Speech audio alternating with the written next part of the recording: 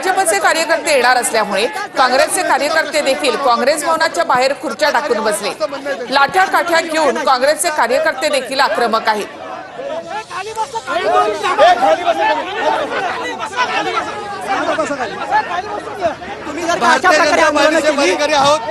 हे सरकार कायद्याचे सरकार आहे, हे सुरक्षा घेणारं सरकार आहे। आम्ही कायदा आणि व्यवस्था बिघडणार नाही याची जबाबदारी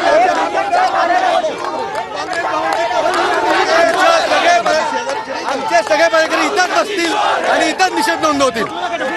आमचे सगळे पदाधिकारी इथं बसतील, इथं निषेध नोंदवतील। आम्ही कायदा सुव्यवस्था बिघडू देणार नाही। पण काँग्रेसचे कार्यकर्ते जर वेगळ्या पद्धतीने गेले तर त्यांच्या प्रश्नाचं उत्तर त्यांनाच मिळून जाईल। आम्ही कार्यालयावर जात नाही, आम्ही इथं बसून त्यांचा निषेध नोंदवतोय।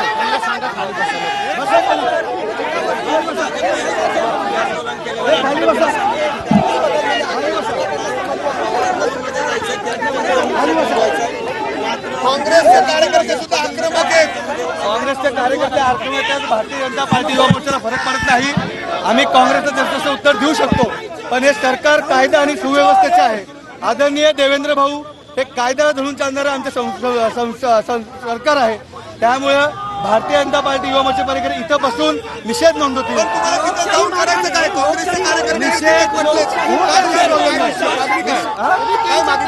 भारतीय जनता पार्टीच्या विरोधात जे निर्णय बसवलं जातं की हेलन प्रकरण जे आहे, या प्रकरणामध्ये सोनिया गांधी आणि राहुल गांधींना ईडी चौकशी आणि प्रशिक्षण दिले आहे।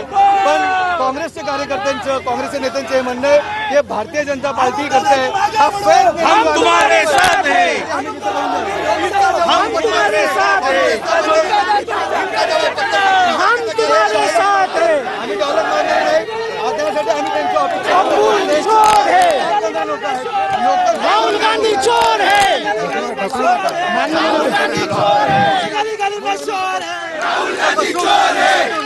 आणि आमचं आंदोलन आपण बघतोय सगळे कार्यकर्ते तुम्ही लोकशाही मार्गाने परवानगी घेऊन घोषणा दिल्या जात आहेत।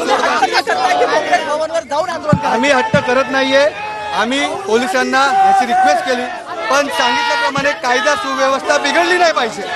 त्या कायदा सुव्यवस्थेसाठी आम्ही इथंच थांबतोय आणि इथं बसूनच आम्ही आंदोलन करतोय। कायदा सुव्यवस्था बिघडवणारे आम्ही कार्यकर्ते नाही।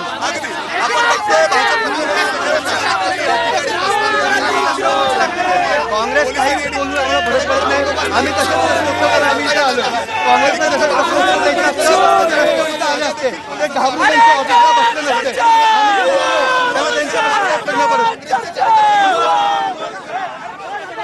पाहतो या ठिकाणी आंदोलन आक्रमकपणे या ठिकाणी भाजप युवा मोर्चाचं आंदोलन सुरू आहे आणि ज्या पद्धतीने पोलिसांकडून देखील या सगळ्या आंदोलकांना आता बॅरिकेडिंग लावून अडवण्यात आलेलं आहे आणि आपण बघितलं ठिय्या मांडलेला आहे सगळ्या आंदोलकांनी आता। आणि एकूणच राहुल गांधीच्या विरोधात घोषणाबाजी या सगळ्या आंदोलकांकडून केली जात आहे।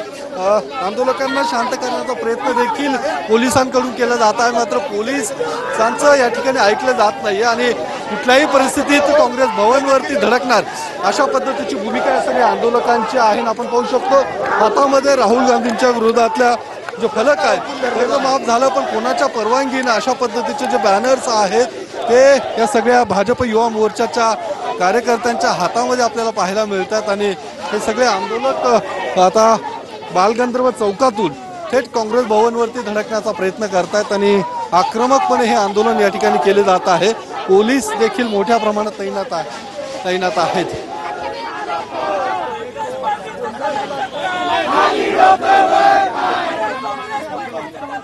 ही दृश्य आपण पाहतोय पुण्यातली। काँग्रेस भवनाबाहेर भाजपचे कार्यकर्ते आक्रमकपणे आंदोलन करतायत, जोरदार घोषणाबाजी सुरू आहे। नॅशनल हेराल्ड प्रकरणी भाजपचं हे आंदोलन आहे। राहुल गांधी आणि सोनिया गांधी यांच्या विरोधात जोरदार घोषणाबाजी या ठिकाणी भाजपच्या पुणे शहर युवा मोर्चाच्या कार्यकर्त्यांकडून केली जाते।